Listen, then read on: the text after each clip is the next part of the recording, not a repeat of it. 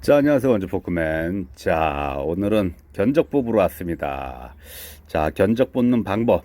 자, 한번 설명을 좀 해볼게요. 저 앞에 보이는 산 보이시죠? 저 전체가 한 5,000평 정도 되거든요. 5,000평 정도 되는데 한 1,000평 정도만 개발한다고 하시는데, 설계 사무실에 좀 알아보셨대. 그래서 1,000평 정도 개발하는데 형질 변경이래요. 그런데 얼마 정도 돈이 들어가냐니까 1,000만 원 정도 말씀하셨다 그러더라고요. 그러니까 업무 비용만 1,000만 원 정도 들어가고요. 또 장비 때는 별도잖아요. 그런데 여기가 악산이에요, 악산. 딱 5,000평 중에 1,000평이 아니라 제가 보기엔 한 300평 정도만 개발이 될 것 같고요. 나머지는 개발을 할 수가 없어요. 경사가 너무 심한 곳은 개발비보다 땅 찾아 먹는 비용이 없어요. 예를 들어서 축대를 쌌는데 한 2천만 원 투자를 했다. 그런데 경사진 땅을 2천만 원 쓸 건지 그냥 옆에 이 평지 2천만 원짜리 요거 사는 게 낫지 않겠어요? 여기 지금 여긴 평당 40만 원씩 거래됐거든요. 그런데 축대비가 50만 원 들어간다. 그럼 미친 짓 하는 거 아니에요? 이거 예를 들어 말씀드린 거예요. 예를 들어서 축대를 해배당 보통 10만 원꼴에서 15만 원 보잖아요. 해배당. 그런데 그 평당을 하면 3.3이잖아요. 그럼 만약 예를 들어 10만 원 주고 했다. 그럼 3.3으로 가면 33만 원짜리가 되는 거예요. 이 축대가. 축대 1평을 만들기 위해서 33만 원이 들어가는데 요 앞에 33만 원 주고 이 평지를 사지 저 경사진 위험한데 축대 위에 땅을 살 거예요? 아무튼 저쪽으로 보면은 개발할 곳이 없어. 개발할 곳은 요 밑에 조금 이렇게 약간 평지가 조금씩 있는데 거기는 한 300평 정도 총 합쳐봐야 그래서 땅 주인하고 통화를 했어요. 이거를 허가를 내지 말고 허가만 내는데 1,000만 원 들어가니까 허가 내지 말고 그냥 여기 밑에 평지가 있거든요.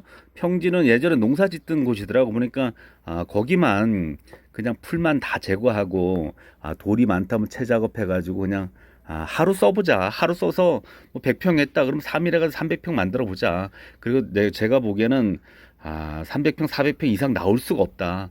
그래서 우선은 하루 이틀 정도 이렇게 좀 해보자. 그리고 그냥 뭐 허가 내지 마라. 허가 비용만 1,000만 원인데. 그리고 이거 FM대로 하려면은 워낙에 경사가 심해요. 그래서 이분 목적이 또 얘기를 하더라고요. 아무튼 FM대로 그렇게 말고요. 그냥 가장 저렴하게 어떻게든 농사만 짓게끔만 경사가 있어도 상관없거든요.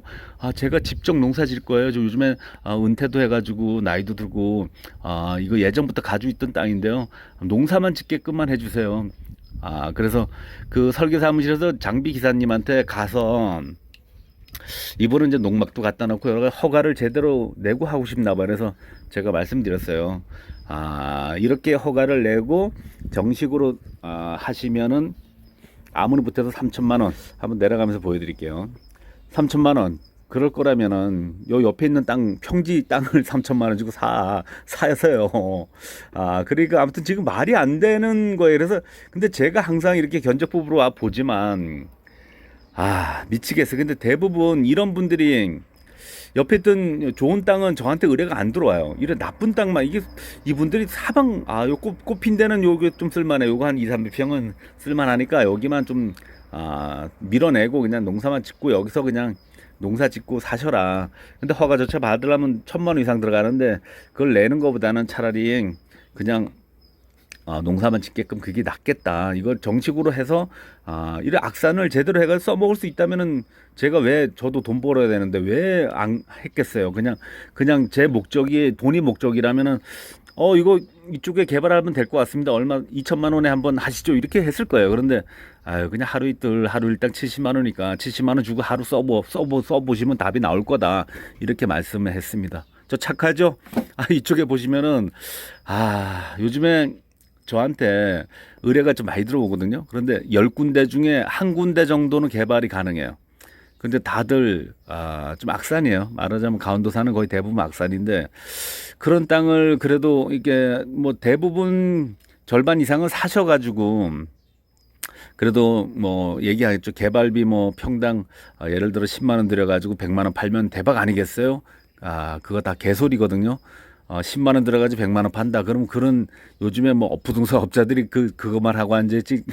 그 뭐 처음 하는 분들이 뭘 그냥 그런 건 좋은 거는 다 업자들이 벌써 다 했어요. 지금 그리고 느즈마키 하셨던 분들이 지금 시골에다가 다 져넣는데 다 90% 이상 90%라면 안 되겠다.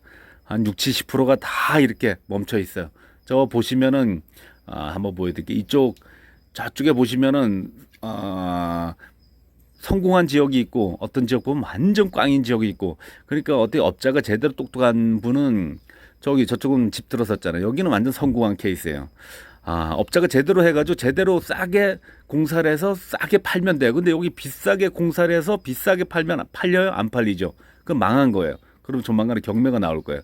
그래서 여러분들 이쪽 계통은 공부를 좀 많이 하시고 해야 돼요. 그런데 그냥 뭐 남의 얘기 듣고 그냥 10만 원 개발해서 100만 원 파네 이런 소리만 들으면 그냥 1억 투자해서 10억 번다는 그런 개소리 절대 믿지 마시고요. 그냥 열심히 저금 드세요. 그리고 많이 공부하세요. 많이 알아보세요. 그러면은 부동산이 눈이 보일 거예요. 눈에 보였을 때 그때 움직이세요. 그냥 남의 말 듣고서 하지 마시고. 자, 마지막 결론만 내리고 영상 종료할게요. 저 시골 요즘에 보면은 개발해 놓은 곳이 엄청 많아요. 그런데 거의 절반 정도가 다 망했어요. 그리고 제대로 싸게 개발해서 싸게 분양한 곳은 다 괜찮은데요. 비싸게 개발해서 비싸게 분양은 안 돼요. 그러다 보니까 다 망했다 보시면 될 것 같고, 그리고 공부 많이 하신 분들도 이렇게 망하는데 공부 전혀 안 하신 분들이 이래 물어보고 저래 물어보고 사기 당하기 딱 좋아요. 그나마 저 같은 사람 만났으니까 아무래도 그냥 하루 일당 써보세요. 그러면 하루 사기 당한 거예요. 아무튼 제가 하루 사기 쳤네요. 아무튼 그거 진짜 좀 공부 많이 하시고 제대로 알아보시고 한 번에 뭔가 하겠다 이거 절대 하시면 안 된다고 오늘 꿀팁으로 알려드리고, 그리고 요즘은 너무 안타까워요. 요즘에 젊은 친구들도 아니 남 따라 뭐 하는 거야. 남 따라서 남들이 다 한다고 요즘 뭐 영혼까지 끌어가지고 뭐 주식하네 뭐 부동산 하네. 그 마지막 막배 타냈더니 젊은 애들 안에 다 젊은 애들. 아우 안타까워. 공부 좀 하고 공부를 해야지. 아휴, 얘네들 이제 금리 올라가면 이제 빠바방 이제 주식이 다 반값 되고 이제 대출 내 가지고 이자 올라가고 그냥 경매 나오고 그냥 야 세상이 지금 막 터지기 직전인 것 같습니다. 아무래도 올해는 조금 터지든 내년에 2배, 3배 터질 것 같아요. 마지막으로 제가 생각하고 있는 시골 분위기, 1년 후, 2년 후 제 생각을 말씀드릴게요. 아무튼 지금 저 같은 경우는 2, 3년 전부터 금방 터질 거야 그랬는데, 요번 코로나 때문에 코로나로 인해서 너무 자금이 너무 풀리다 보니까, 지금까지는 안 터지고 더 버블을 키웠던 것 같아요. 그러다 보니까 지금 최고에 올라가지 않았나. 그런 생각이 되는데, 지금 시골에는 인구 절벽으로 해서 사람이 땅을 농사질 사람도 없고 시골 땅이 남아 도는데 왜 갑자기 작년에 시골에 서울 사람들이 다 와서 시골 땅을 사는 거예요. 그리고 막 농막 갖다 놓고 막 붐이 일어났어요. 완전 그냥 이거는 뭐 말도 안 되는 그지 같은 땅이 50만 원 거래되고 막 100만 원 되고 이게 말이 돼요? 시골에 농사 져가지고 그 돈을 투자해서 농사를 지을 미치는 말도 안 되는 소리. 지금 평당 임대를 받으세요. 평당 5천 원 임대 받아요. 1년에 5천 원이면은 5천 원 받아가지고 시컷 농사 져봐요. 평당 그래봐야 10년 해봐야 5만 원이잖아.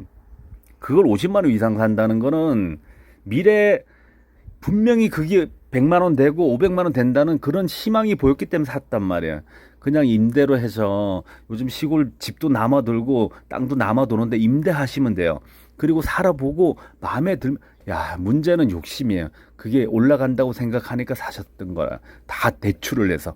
돈이 있어 사는 분은 거의 없어. 제가 물어보면 얼마 대출이에요? 최대한 대출 다 받으셔서 산 거예요. 이게 터지기 시작해요.